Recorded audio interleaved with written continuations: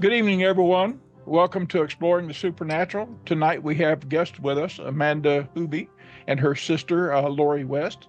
Amanda is a shaman practitioner, and Lori is an intuitive practitioner. And they're going to be talking to us about an awakening, and I'm going to turn it right over to Amanda right now. Amanda, take it away. Perfect. Thank you. Welcome, everyone.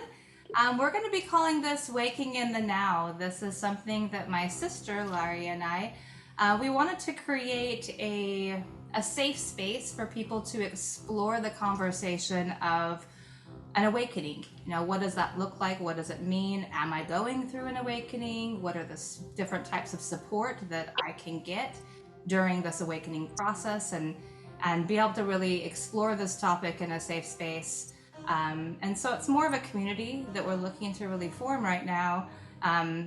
Website is coming along, so I'll be switching over the website I currently have, and it will be Waking in the Now.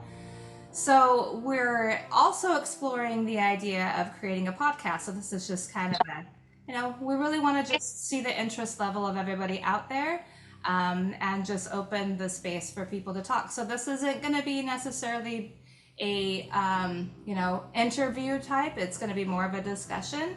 And then at the end, so we've got different parts, different sections of this tonight, and then at the end we'll open it up for Q&A. So I've typed all this out and done all the work and made sure I'm hitting all the points. So I will be reading off of what I have created. And then this will also be as our first blog on the website. So we'll let everyone know when that website comes up. So I'll read and then we'll open it up to elaborate further off of our own experiences. Larry and I will be sharing with you. So first of all, welcome so much. Thank you for joining us tonight. Thank you for taking time out of your busy schedules. And you're here for a reason. And this topic is something that is calling for you to listen to or explore or navigate, and whatever that looks like for you. So welcome to Waking in the Now. Again, thank you so much for being here.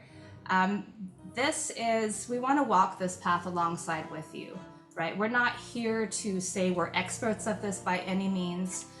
We're just here, again, to provide support for people who may have questions about the awakening process. So whether you are new in the process, whether you are starting to really remember who you truly are, wanting to choose to live in the present moment with courage and with clarity. So what really brought this conversation up, and maybe I'll pass it over to my sister Laurie to talk about further, but this just started really through an email that John had thrown out there to the community regarding somebody who was looking for a space clearing at their place.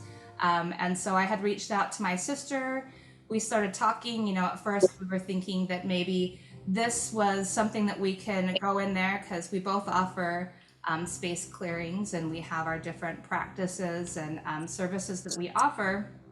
And when we started energetically tuning into the situation, what we ended up getting was a much different answer than what we had expected. And that was more to just be able to offer a space to talk about an awakening. Now, on our end, what we saw was that this person is going through an awakening, and it's something that you don't want to take from somebody. It's more of helping. It's all about empowering others, right? So, Laurie, I'll let you talk about that a little bit more. So, in going back to what Amanda was saying, it just really resonated with me. What she was going through, my awakening was very similar and very intense. And so we wanted to create a platform for people who were going through similar experiences. Maybe yours is not as intense, maybe it's very intense, and you are just wondering what is happening, and you are going to all different kinds of places trying to find answers. So we wanted to create a safe space for people to come to try to find those answers. A place that you're not judged, you don't feel bad, or you don't feel dumb asking those questions. Just a place without judgment. That's the kind of space we wanted to create for people. So the main question is, am I going through a spiritual awakening? You may feel like the ground beneath you is shifting, that life isn't quite what you were told it was, right? Maybe you're questioning everything or experiencing waves of emotions that you can't explain. Maybe there's a deeper sense of truth whispering through the cracks of your everyday life. Wherever you are on the edge of something new, deep in shadow work, or revisiting yet another layer of awakening, this space is for you. So together we're going to explore how to navigate this journey with discernment, integrity, and heart. So we've broken this down into about 4 or 5 sections. So the first one is, what is a spiritual awakening? A spiritual awakening is not an escape from life. It's an unflinching return to it. It's a radical shift in how you perceive reality, not just mentally, but energetically and emotionally. You begin to realize you've been living under layers of programming, roles, and inherited beliefs that no longer fit. Awakening cracks those open, not to destroy you, but to reveal what's real. And in truth, we've been awakening all along. From the moment we take our first breath, awakening begins. Those initial realizations we barely notice, the first heartbeat, the first moment we hear a familiar voice, the first time we understand that hunger leads to food, or the words that carry meanings, right? These are those aha moments, tiny awakenings that guide our physical and emotional development. As we grow, these awakenings deepen. We learn what it means to belong, to feel, to question. And eventually, something in us begins to ask, is this all there is? Who am I really?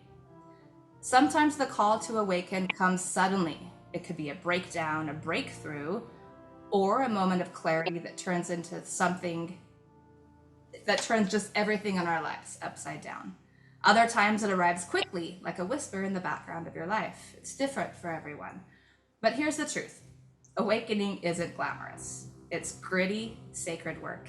It's not about floating above pain. It's about integrating it with awareness and compassion. You're not becoming someone new. You're remembering who you've always been. So we're just going to take a little bit of time here in between these different sections of me reading and just share our own personal experiences. So I'm going to pass it to Laurie. We're just going to kind of share like what our first spiritual awakening looked like for us when we first remember that awakening.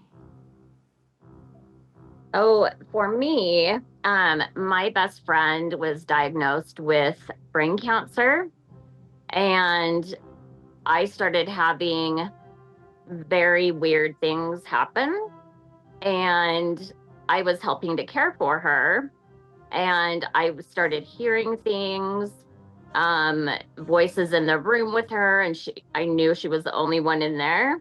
I started waking up to hearing drumming, people calling my name. And then it turned into even like physical touch.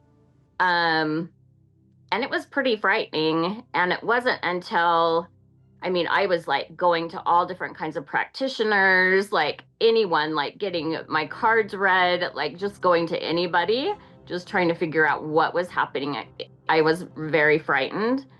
And it wasn't until, probably like 5 years down the road until I finally met the right person, the right practitioner. And they actually were like explaining everything to me and really got me on the right path. And luckily, my sister here was able to explain, like, this is a spiritual awakening, and you need to find the right person and ask them how long the spiritual awakening is going to last for you. But spiritual awakenings, they can go on, and it's really up to you to like really find that person that resonates with you, and stay true to yourself.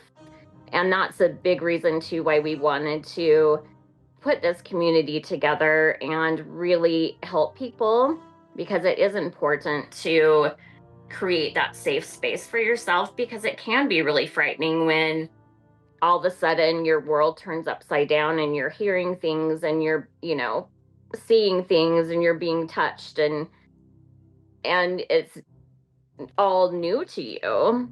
So that was my first experience. I did see and like talk to spirits when I was little, but then I shut that gift off. But it kind of, with that experience with my friend, it like brought that all out again. But just relearning all of that was, yeah, it's been a journey, but you do need to find the right people to help you along the way. And it is kind of a learning process, and you have to know that that's okay. And you fall down, you get up and you try again. It's all just part of the process. Exactly, exactly. I hope this doesn't ruin the program for you, but my spiritual awakening started 3,000 years ago, and I've been through a Exactly. couple of past life regressions to try to figure out what it's all about. So, but so I can't really remember when my awakening really started. I do know when in this lifetime it started. uh, a number of times, and actually, I think that I was very young, and that I was recalling maybe some past lives at the time that it started. I know I was, in fact, and even my brother and I would interact at night in dreams. We would connect. We would float around the room. We would share dreams and stuff like that. So we have a shared awakening, and he doesn't recall much of this when I talk to him about it, but I very clearly remember it. And I guess, for a little bit, I was a little bit psychic, and it got to bothering me, and I asked that it be turned off, and it was turned off. Now my daughter's still psychic. She hasn't figured out how to turn it off. There are times when she would like to, but at the same time, I'm grateful for every step I've been through, and I feel pretty sure I'm on the path I'm supposed to be on. God has played a very active role in my life, and I try to go where I am directed, and I just feel like I'm on the right path right now. But anyway, we're going to get there, and we'll see what happens. That's my story for right now. Exactly. That's right. You step on the path and you just see what happens. That's a good way to sum up the awakening process, right? You just float and trust. Um, yeah, the first real awakening that I can remember is when I was about 12 or 13. And I had decided that um, for a good few years, I was just playing the role that I was told to play and going to church and, doing everything that I was supposed to do. And I just had this day. I don't even know exactly what um, made this happen. I just remember one day just saying, "This is no longer my truth, and I can no longer keep pretending." And that my soul was craving something larger, and that I needed to just start exploring what that was. And even just by me acknowledging that truth within myself activated places within myself that had been dormant this lifetime. And so, like, my third eye started activating. Now, I had no idea what was going on. I was going against everything my parents had told me I'm supposed to do. I'm supposed to think, supposed to act, all of that. And I just remember looking around and seeing the world in a completely different way and realizing that it is a completely different world than what I was taught it was. And that led into, because I didn't have support at the time, I didn't really know what was going on. I didn't know anybody who was not in an organized religion kind of set of mind. And so I didn't have anyone to turn to. I was just kind of free floating, and ended up just eventually going into a little bit of energy work and working with crystals and elixirs, and had a healing crisis, which really brought me into homeopathic medicines and natural medicines. And then it was when I had my first child that really brought me into a deeper level on like more of the metaphysical side of things, that I had to start really paying more attention to my authentic truth and my belief system so that I could really be there for my daughter who has the gift of seeing and communicating. And it was just layer after layer after layer. And even searching and, you know, getting into Reiki and doing all of these different energy works, there was still this big piece of me that was missing, this deeper truth that I was longing for. And then that's how I ended up on the shamanic path. And that's just been like warp speed of layer after layer of deeper awakenings. So it is definitely a lifelong journey, and it's incredible. And it's really that being able to let yourself go. I'm always saying, okay, here comes another cliff, I'm jumping off, another cliff, another cliff. It's just being in trust and just allowing yourself to let go, because you have created that support around you, and it's safe and it's okay.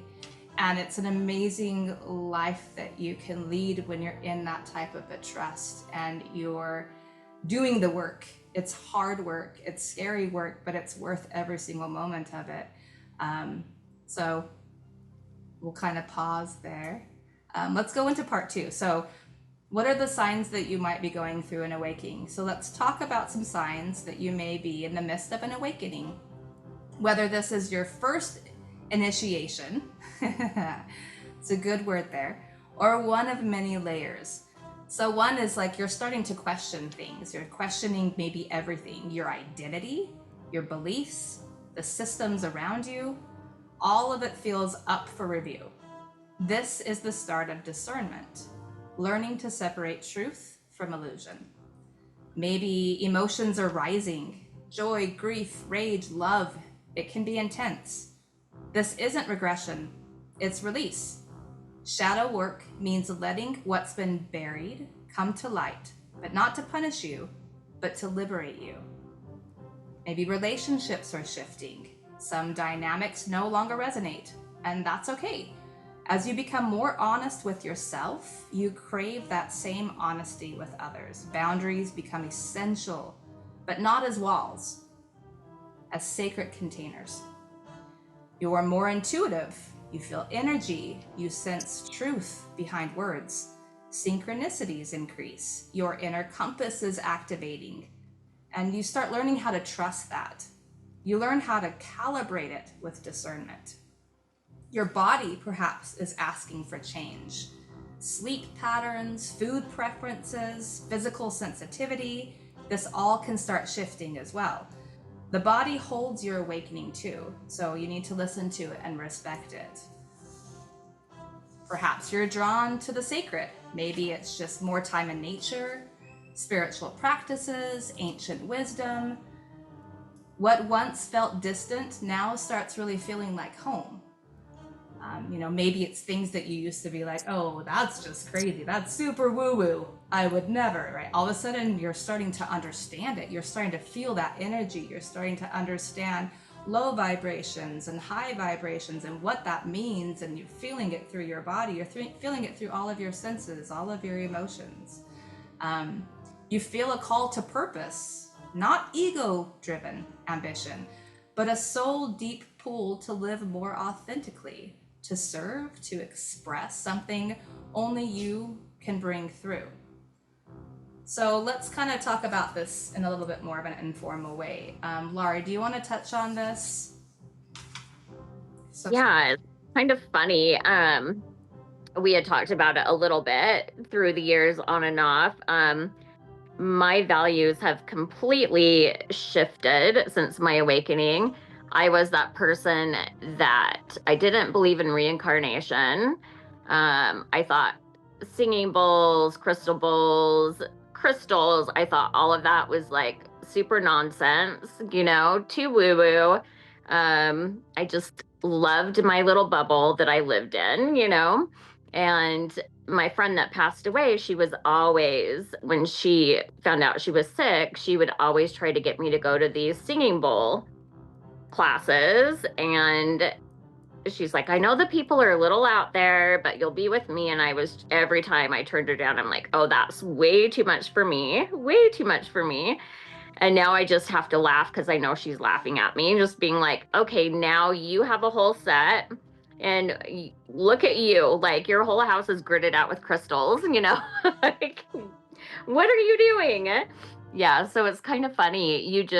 Everything resonates with you so differently when you start waking up, and just what Amanda was talking about, like your vibration changes, you start leveling up, and just everything shifts within you when you start to resonate in a different way. And so give yourself some grace. And, I was fighting it so hard. I'm like, but I don't believe in that stuff. Like, I was taught differently. We were brought up very, very religious, completely different belief systems, from what we believe in now. And so it was like super hard for me to make that shift. But you have to do what's right for you and listen to your inner truth.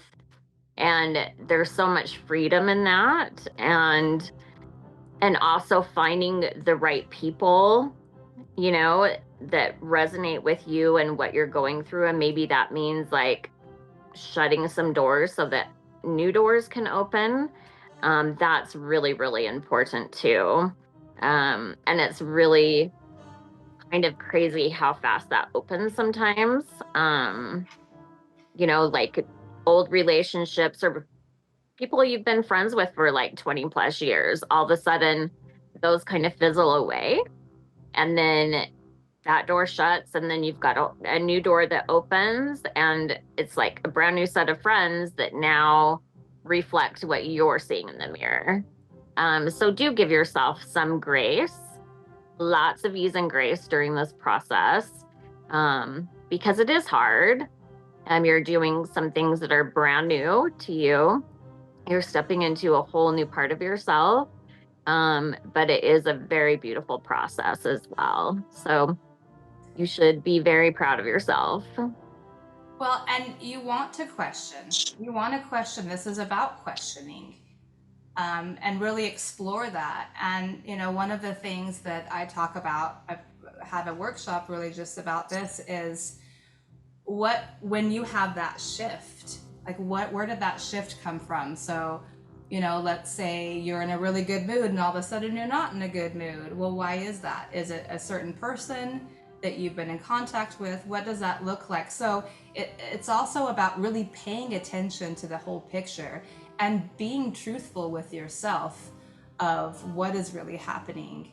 When it comes to relationships of all kind, that can be really tricky. And we all have relationships that are supportive, and we have relationships that aren't supportive. And I know myself, I can justify anything. I can, knowing what a person is going through or their childhood, I can justify, oh, well, this is why they're behaving this way, this is why they're speaking this way. But it doesn't give them the right to treat you in a way that you don't deserve to be treated. So you're really looking at everything that's going on, and the overall goal is not just to understand these different pieces in your life, but what's really resonating with you, so that you can slowly start making those choices, those conscious choices, right? We make unconscious choices all the time, but this is about being conscious in the choices and decisions that we're making, because that's even more powerful. It's about empowering yourself in this journey and starting to, the more you get comfortable with that, the more you start having layers of, like we were talking about earlier, of programming of, we're all told how we're supposed to be, how we're supposed to act, what we're supposed to do, and we just kind of follow through the motions. And that could work to some degree for a lot of people, and it can work for some degree for nobody, right? So it's up to you to really decide what that looks like. And in the world that we're at right now, like, everything's up. We've got politics, we've got things that are happening with the earth and all of the different natural events that are happening. We've got foods. There's so many different things, let alone our own personal lives and relationships that we're navigating, that it's important to look at that entire picture and see where we fit in, and understand that we can't control anything. We really can't. The only thing that we can control is how we show up. And so, wouldn't you want to show up as the best version of yourself? But the only way we can really do that is understanding ourselves. And it's kind of like that, you're in the airplane when you have to put the mask on yourself before you put the mask on someone else, right? You have to really know yourself. You have to get to that place where you have unconditional love for yourself before you can really truly understand and be able to love someone else. So this is all part of that awakening process, and it's very beautiful, and it's dark and it's sticky and it's hard, but again, finding that right support, the right tools, all of that, and you'll get through it, and you'll just begin to feel lighter and lighter, and that authentic place of who you are and who you've been starts coming back to you. Can't even tell you how many times I've circled back around to wow, I haven't felt like this since I was 5, or I haven't felt like this since I was dot dot dot. And so it's important to reconnect with those pieces of ourselves that were stashed away, maybe because of trauma, right? Or an experience we had, or we're scared. We feel ashamed to be different. That's a big one. Different is supposed to, a lot of us were raised that different isn't good. You don't want the spotlight on you, right? And so just being able to be, it's okay to be different. It's okay to stand up for your own truth of who you are and what that looks like to you. And in time, you're going to gravitate to those same people. And next thing you know, your life is that life that you've been longing for, full and with supported people that you're in the same resonance with. So finding community is essential. We're going to kind of move through. I'm seeing if there's anything else we can talk on right here. Okay. So let's go on to part 3. This is a question we would ask all the time, right? How long does the awakening process last? But the answer is awakening isn't an event. It's not just gonna come and go and we're like, whew, okay, and then that's it, right? It's an evolution. There is no end point. You don't graduate from awakening, but you deepen, you refine, and you begin to remember. The goal isn't to get there. It's to live more honestly here, right, in the present moment. To meet each layer of truth with compassion, and to keep choosing presence, even when it's very uncomfortable. So just briefly, we wanted to keep this just very simple, but yet, have a lot of depth in it too. Obviously, there's so much that can be talked about, which is why this will end up being a series, which will include workshops and group healings and things like that if there's interest. There is an initiation that tends to happen with some people, and this can be really, really intense. So sometimes what that looks like is you have multiple gifts open up at the same time. Perhaps it's one, perhaps it's multiple, and your life is completely flipped upside down, and reality is no longer reality. And so these initiation places are usually when you start really questioning yourself, questioning the life that you were shown to live, right? The programming, all these different things. And the initiation is there to ask you, are you sure? Are you sure you want this? Are you sure you don't want to just, I don't remember which pill, well, on Matrix, red pill, blue pill, right? Once you start, if you decide that you want to stop, it gets very challenging because you're already in that soul's evolutionary process of reconnecting with your authentic self. So when it comes to something that's really, really intense, those are usually more like initiation processes, and those will end up calming down a bit. It ends up more that you look at everything and decide like this is, and again, having the right support to talk to people so that you're not, I mean, I can't even, one of my big initiations, I just thought I was crazy and I was terrified to talk to anybody about it. I was terrified I was going to have my kids taken away. I was just so scared, and there wasn't I didn't know any support groups. I read like every book on crystal children, indigo children, and I just didn't know who to turn to. And things kept getting louder and bigger, and especially if I tried to just ignore it and I tried to just say, oh, it's all in my head and tomorrow will be different. Well, I was just getting tested, and I had to step into what is this and what does this look like. So, the short answer is that awakening, it's layers. And you're going to continue to have awakening. You're going to continue to open. You're going to continue to shed. You're going to continue to grow, right? Like the lotus flower, you're going to continue to open.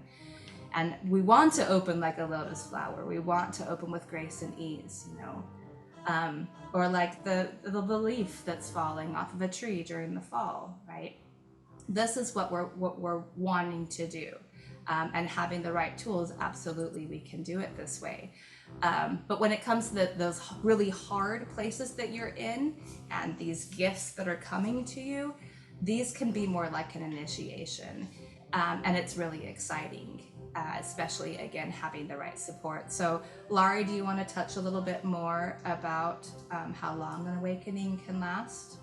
I think it's just up to the individual and what, like, if you are going through an initiation, and finding the right support for that. And if you really decide to step in, I think it's first acknowledging if it is an initiation and finding that right support system for you who resonates best with you. Kind of going back to my awakening and my initiation, it had been about, almost 5 years looking back. And once I found that right practitioner for me, I mean, she cleared everything like right away and got me on the right path. And then I was able to move forward.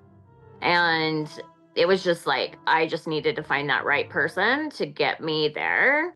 Instead of, just reaching out there, in the ether, just like you like who, because it is very scary. And I think too, a lot of what can happen is avoidance, because it is very hard too, and you don't know what's going on. And so just like, is this all in my head? No, like, it is all in my head. Like, this really isn't happening. But once you come to terms with it is happening to me, like, I do accept what's happening, I do accept what's going on, and I am going to move forward with it, then it does become easier. But, like Amanda said, like, life is an awakening and things are always rolling along and little things will come up here and there. But again, getting the right support, knowing the right people. And also that's so key too, is finding those right people and kind of staying with them too, if you can. So if something like that comes up, then you have someone that you can call or text immediately, if you are going through a hard spot. That's been key for me in my life. Whenever I've gone through really hard situations, just having those people ready has been key. Now that I know who those right people are, yeah, it really has helped tremendously. Just finding that right support. Yeah, and I do want to say too that there is, we just kind of do need to just have a little disclosure here too, is because there is like mental health is a real thing as well, right? So there's a lot of variance here. And if you do feel like this is something that requires more on that side and finding the right support, there are lots of practitioners out there that are mental health experts that also believe in all of this. And they're shamanic practitioners or they're energy workers.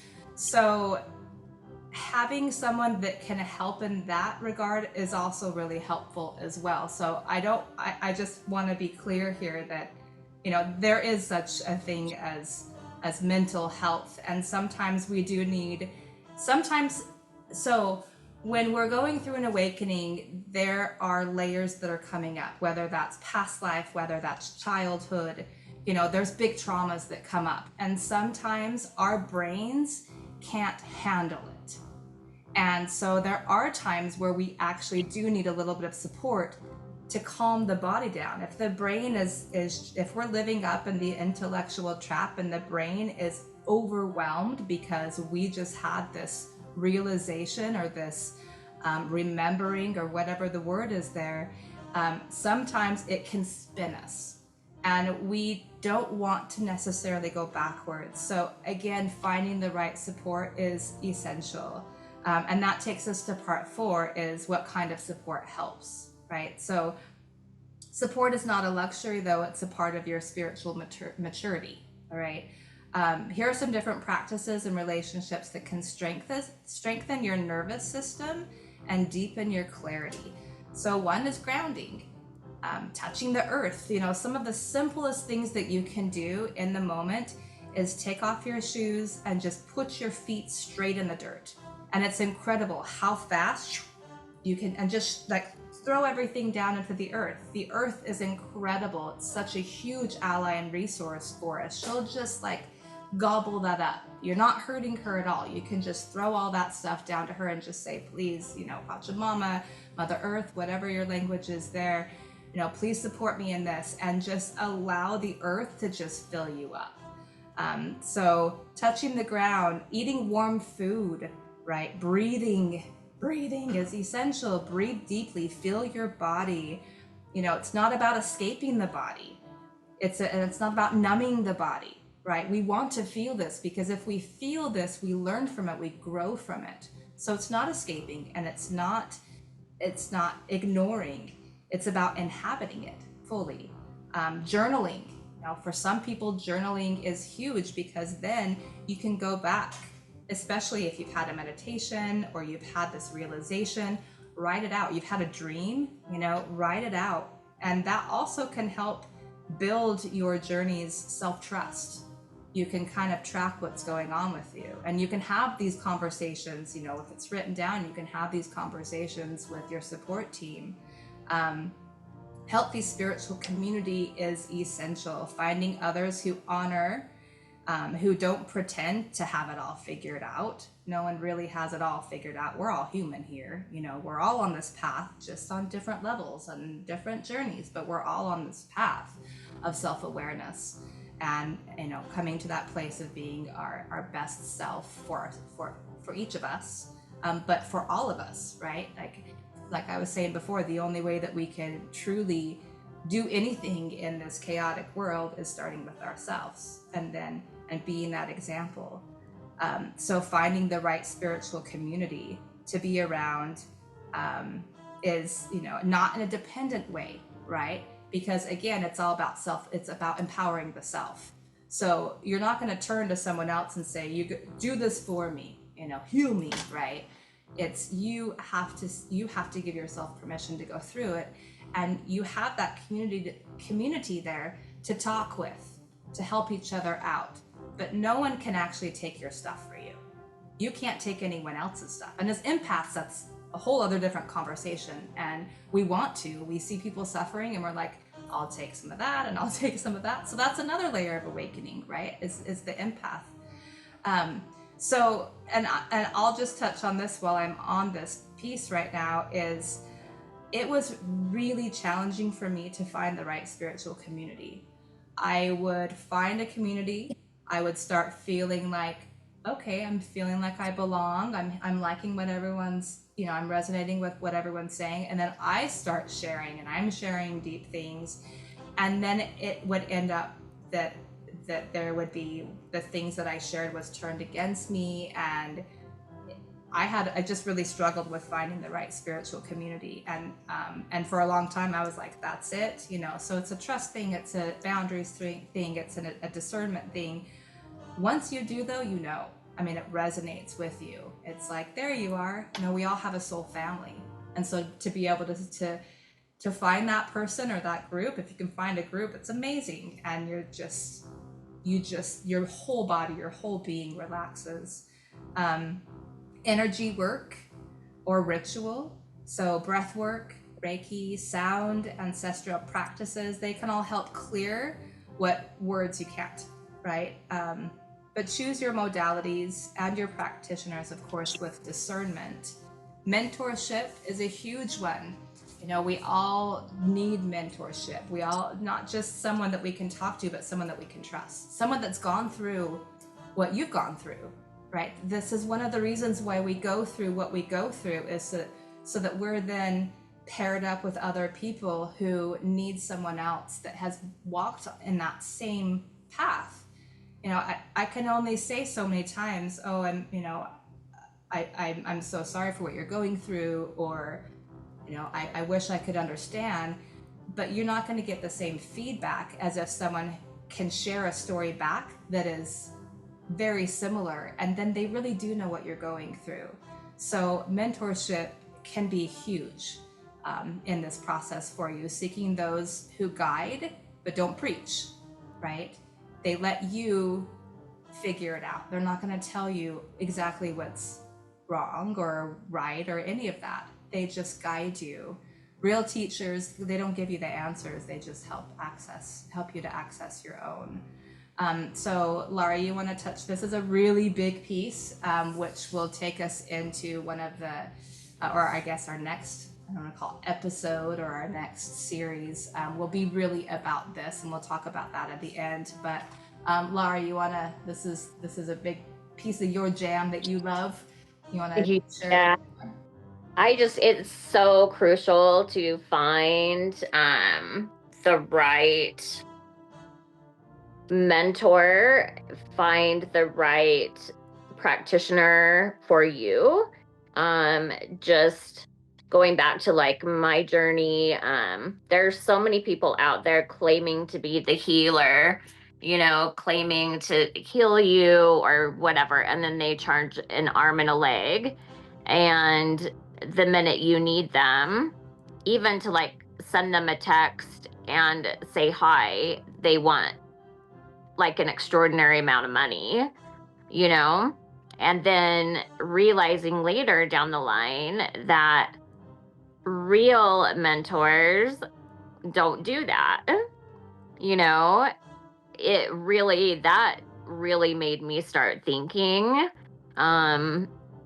just about the whole healing process and the whole practitioner process of who these people really are and who they claim to be. So it's just really important for me to let all of my clients know, and just people that I speak to, just to be really careful with who you're seeking. And again, just really don't just jump on the bandwagon like I did. It's like, okay, like if you want to help me, help. I'm just looking for help. I'm looking for answers, like, throwing money at you, whatever. I just want answers. But do your research, talk to people, look at reviews, just really, really check these people out, maybe go to some crystal stores. If you're like in a smaller community, maybe like talk to a few people, like just really do your research before really jumping into things. Or maybe, talk with them on the phone, meet with them first, before you jump in. But that's kind of my biggest thing with that. And Yeah. there's definitely a difference between, I feel like I have mentors that are my teachers, right? And that I've like gone to school and they're my mentors. So there's mentors, there's a lot of different levels of mentorship. And there's some amazing programs out there. So we're not saying to not do that either. I think that we're just trying to get across, just listen to yourself, right? And listen when, if this person is resonating with you, and then there's going to be a time where that's enough and it's time to find someone new, right? So we all have information to share with each other, all of us do. We can all learn from each other, and then just knowing when it's time to then kind of shift, right? So it's easy to get narrow focused on, you know, a particular person, which also puts a lot of extra added almost burden on that person if you're relying on your entire well-being on that person. So again, this whole section is why we're gonna our next you know session again is going to be about support, because it's really a very long conversation.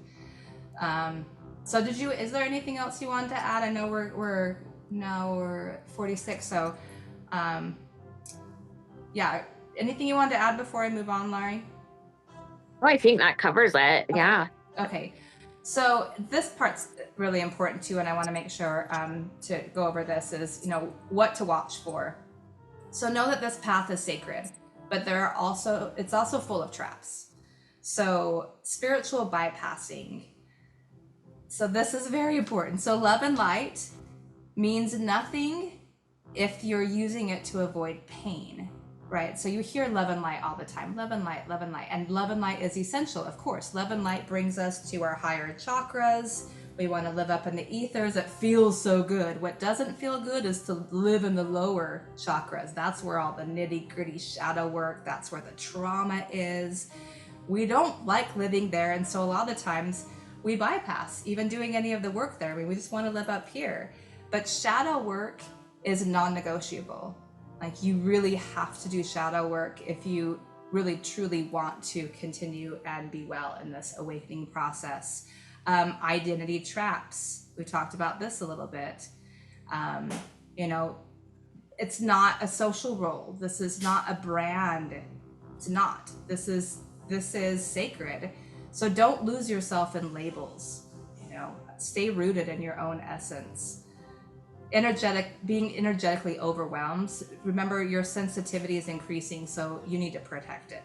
So you want to make sure your space is clear. You want to keep your frequency, your vibration high as you can.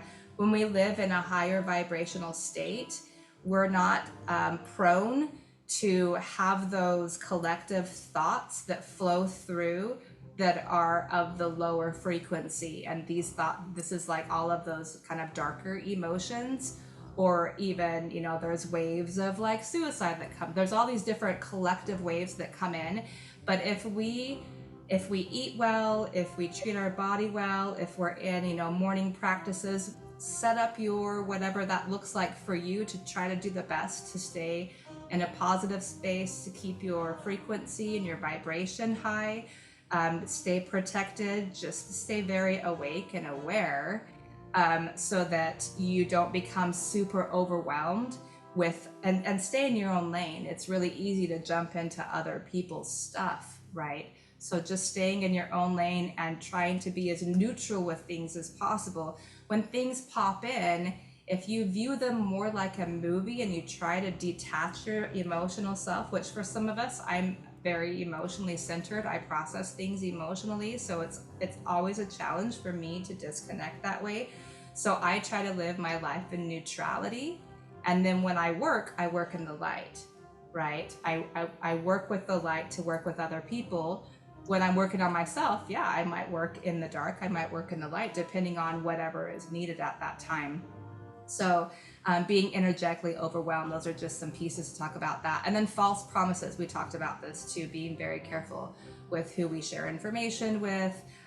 You know, anyone who's offering instant enlightenment, you that's not really a thing. Magical solutions, gatekeeping, this is the right path, right? Just don't engage. Spirituality is a personal journey. Everyone has their own pieces that they resonate with, and none of it's right and none of it's wrong. It's very personal, and it's very important that you are attracted to people who have that same belief system. Awakening is not a product, it's a path of integrity. So just wanted to touch on just a few things of what to watch out for. This is a beautiful space to be. You are being empowered. You are coming to this place of realization about who you are, and this place of self-love and excitement for life. And the more that you engage with this, and the more support you get, not just from spiritual communities and physical people, but from, like, for me, very much like animals. Shamanism is very much about the earth and animals and birds and things like that. So just wanted to touch on that as well. Anything you wanted to say really quick about that, Laurie? I think you covered it all. No, that's great. Thank you. All right. And then, so, why Awakening in the Now exists. For those of you who are ready to live from the soul, for those who value presence over performance, clarity over chaos, and realness over spiritual performance. So our next discussion, we want to help you stay grounded and be able to really, work with what's going on in the outer world and the inner world to feel very stable. So our next workshop, we're going to be talking about building a spiritual first aid kit, and that will be practices, sacred tools to support you, protecting your energy, connecting to your inner knowing, all of that. And as I mentioned in the beginning, we will have a website up pretty soon. We'll post this as our first blog, so you can go back and read it all. This is a lot of information that we shared tonight. So that will be available, and we'll let you guys know. If you want to reach out, since we don't have that up yet, you're more than welcome to email me. Again, my name is Amanda, and my email address is, it's into the journey. So IN, the number 2, the THE, journey, JOURNEY, @gmail.com. And or you can always reach out to John as well. But just in this closing reflection, I just wanted to say, we wanted to say, wherever you are, raw, radiant, uncertain, expanding, know this: you've been awakening since the beginning. From your first breath to your first cry, your first word, your first why, each moment of realization has been guiding you home to yourself. Awakening isn't about becoming perfect, it's about becoming whole. It's about reclaiming the pieces of you that were silenced, shamed, or forgotten. It's about walking with integrity, even when it's hard. It's about trusting that what's falling away is making space for what's true. You're not behind, you're right on time. The fact that you're here asking questions, am I going through an awakening process, means something deep in you is already stirring, already remembering. So just keep showing up, keep listening, keep discerning, because you're not alone. So thank you so much for choosing to wake up again and again and again. And we're just going to open it up to some Q&A, unless John or Laurie, you have anything to say regarding these kind of closing remarks. Well, a couple times y'all had mentioned your religious background. I was kind of curious as to what your religious background really was. Where you come from. Yeah, and I think I mentioned this as part of my little personal story in the first time that you had me on, John, when I was talking about the difference between a shaman and a shamanic practitioner, but Mormon. So we were raised Mormon. Okay. And so we both journeyed off, and that for me, the interesting piece about spirituality and organized religion is there's a lot of similarities, and so Yes. again, it's spirituality is a personal journey, and it's up to you to discover what works for you. But when it really comes down to it, we're all speaking the same language. It's really all about loving yourself and loving each other, and just showing up in this world to be of service. So Laurie, you want to add anything to that? No, that is beautiful. Yeah. Okay, Danny, do you have any questions? Are you driving or something? Sometimes she's driving and can't. Come on. Okay, Richard, how about you? No, I thought it was a good talk.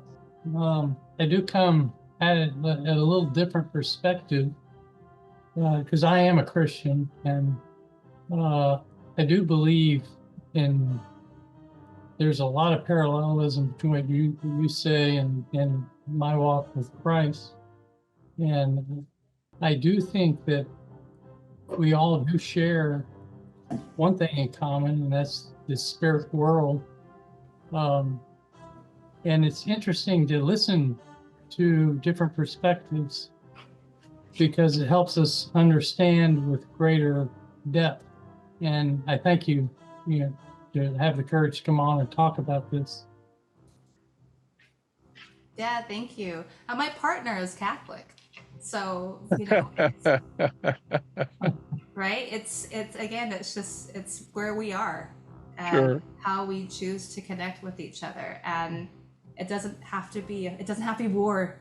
Spirituality and religion doesn't have to be war. That's not where it needs to come from. It's our own experience, and everyone has the right to believe their own beliefs. That's my opinion, at least, and I'm sticking to it. Well, I would be hoping that maybe you would go deeper into, excuse me, hit my camera, that might go deeper into chakras and some of these other things to help us, also, because I haven't ever had anybody on that went into chakras. And of course, you definitely have to clear those to be receptive, Right, absolutely. Yeah, and we can actually have that be a big piece of our next conversation when it comes to that first aid kit, because understanding your chakra systems is huge, because then you know what area in your body and how to support it. We can put Go that there. on for next time. Okay, well, would you all like to schedule to do this series, like, say, every Sunday night?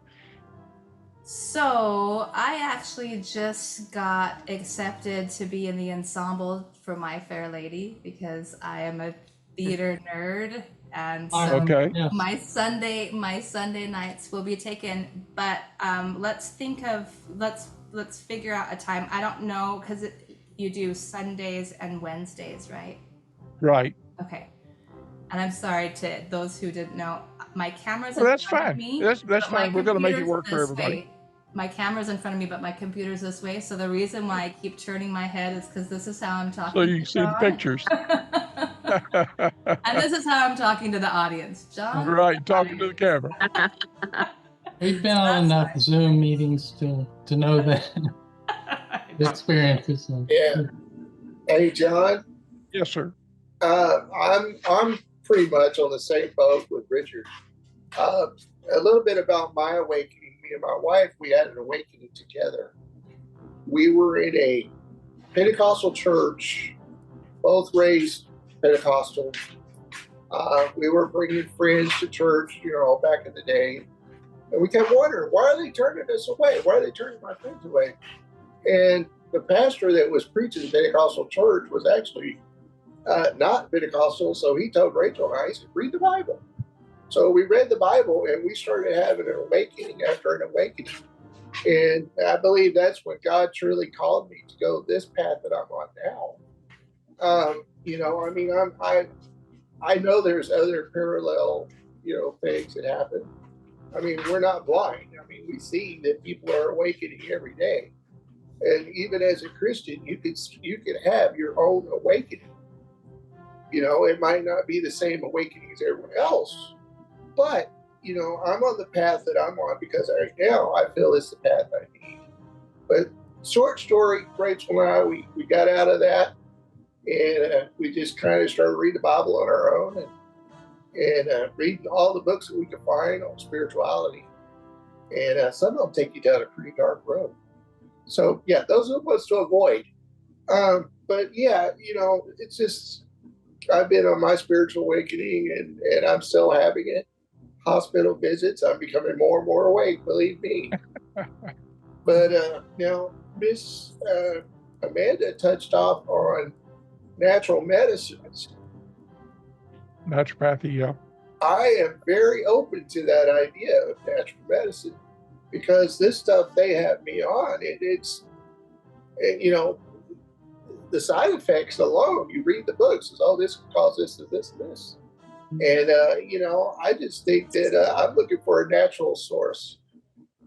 So I would love, if we ever get to go see her drum, I would love to be a part of that class. Okay. So anyway, I'd love for go you to ahead be there. Ma'am? Oh, I said I would love for you to be there. Yes, ma'am. And it would be an honor. But, but I'm still on my spiritual awakening. I'm 57 years old, and I'm still going. So Yeah, exactly. It doesn't end. I'm 40. How old am I? 47, I think. I lost track. But I'll yeah, be I'm 80 still this going. year. You win. And You get the prize. I do want to point out, and I'm very glad that both of you have mentioned about religion, because that is a huge awakening tool for so many, obviously, right? That's why it's there too, is to help guide and to help bring more insight and clarity into this crazy world and who we are and our purpose and all of this. And even to the point where there are organizations like AA, right? How many people have gotten support and have turned their entire life around because of it, right? So it is a very powerful tool for many, many people. So just because it wasn't my sister and my tool, in particular, doesn't discredit it at all, right? So and that's always a very powerful piece to mention. And again, each person is on their own journey, and none of us are in a place to judge anyone else of where they are. I might mention too, you had brought up the thing about mental health. We not only have the paranormal pastor, we have the paranormal therapist in our group. My daughter has her master's in mental health, and she is working on her thesis right now for her PhD. Oh, Perfect. Yeah, it's essential to have that piece there Yep. too, because there's as much as I'm into natural medicine, there's also medicines that can help us while we're going through really challenging Sure. times, right? So you don't want to discredit anything. All of it's medicine. It becomes not medicine when it's abused or taken the wrong way, right? And you can abuse anything. Anything at all Yeah. can be abused. yep. Yeah. So Okay. Does anybody else have anything for closing? If not, I'm going to assign the paranormal pastor, especially on paranormal trauma. Danny says, especially in the chat on paranormal trauma. I always have Jarrell close us out with a closing prayer. So, Jarrell, if you will close us out and protect us until our next meeting, I'd appreciate it. I would love to, and I want to say thank you to Amanda and Lori for coming to us so that we could get some information. And I really enjoyed listening to them both. So I'm going to end this with a prayer. Heavenly Father, thank you that we could all come together, even virtually, Lord God. As we go about the rest of our week, Lord, I ask you to keep us safe, well, and blessed. And I pray for those things and ask those things in the name of Jesus. Amen. thank you so much, everyone. Amen. Thank you. Okay. Good night, everybody. We'll see everybody Wednesday.